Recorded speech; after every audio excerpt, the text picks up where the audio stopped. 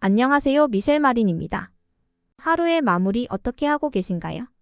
좋아하는 영상을 보거나 책을 읽거나 음악을 듣거나 너무 바쁠 땐 지쳐 쓰러지기도 합니다.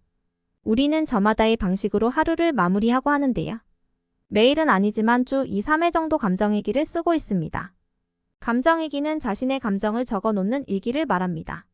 많은 사람들이 바쁜 일상생활 속에서 자신의 감정을 놓치기 쉽습니다.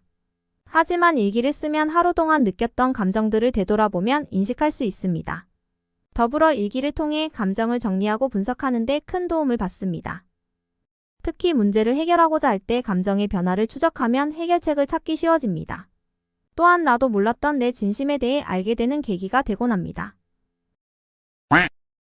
오늘도 열심히 살아낸 우리, 어떤 감정이었는지 마인드맵으로 함께 그려볼까요?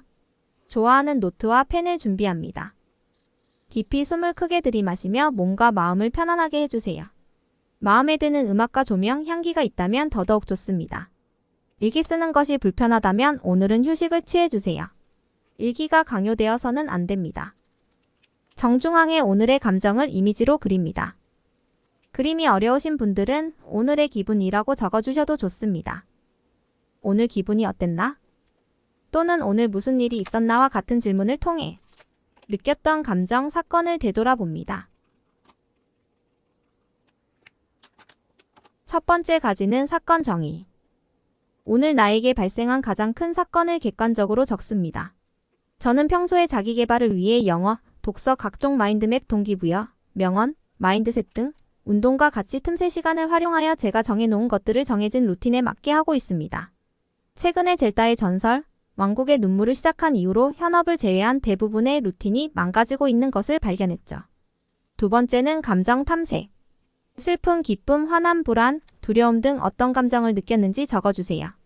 감정을 적기 어려우신 분들은 웹에서 감정 목록을 검색하여 지금 나를 나타내는 감정을 선택해주세요.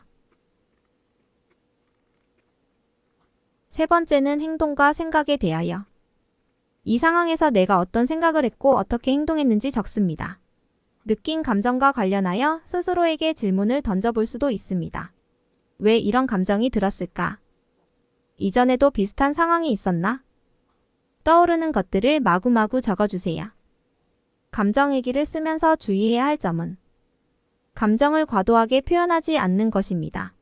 과도한 표현은 자신의 감정을 이해하고 통제하는 것이 더욱 어려워집니다. 퇴근하면 젤다를 하고 싶다는 욕망이 제일 강했고 너무 재미있어서 하루 정도는 게임만 해도 괜찮겠지라고 생각했던 것이 벌써 일주일을 넘어가고 있었습니다. 네 번째 가지는 반성, 고찰의 시간입니다. 그 상황에서 더 나은 생각과 행동을 할 수 있었을까 고민해 봅니다. 감정에 대한 대처 방법이나 느낀 바를 기록합니다. 일주일간 열심히 플레이했으니 다시 삶의 밸런스를 맞출 수 있도록 우선순위를 재조정하고자 합니다. 경쟁하는 게임이 아니어서 느긋하게 해도 되는 거였는데 아드레날린이 뿜뿜 넘치고 있어 중간에 내려놓기가 어려웠다는 것을 인정했습니다. 다시 본래의 나로 돌아와 루틴을 마치고 게임을 하기로 했습니다. 하루를 잘 살아낸 나에 대한 보상으로 말이죠. 다섯 번째 가지는 감사하는 마음입니다. 오늘 하루 중 기억하고 싶은 부분을 정리하고 감사한 것이 있다면 적어주세요. 인생에서 소중한 것이 무엇인지, 삶에 어디에 초점을 맞춰야 하는지 깨닫게 됩니다. 감사하는 마음은 삶의 긍정적인 에너지로 돌아옵니다. 일기 쓰기의 목적은 성찰입니다. 일기를 쓰다 보면 주변 환경과 사람들, 그리고 나를 이해하는 데 도움이 되죠. 저도 오늘 일기를 쓰면서 지난날을 되돌아보고 다시 앞으로 나가는 힘을 얻었습니다. 내가 왜 이러는지 모르겠다면 일기를 써보세요.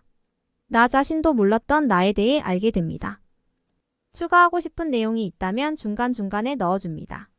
갑자기 음악이 듣고 싶거나 그림을 그리고 싶다면 마음이 움직이는 대로 해주시면 좋습니다. 일기는 자신의 감정을 솔직하게 표현해야 합니다.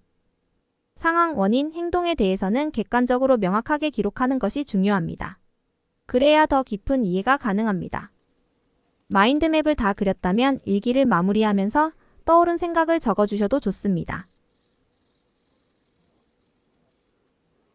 짠, 이렇게 해서 오늘의 마인드맵 완성!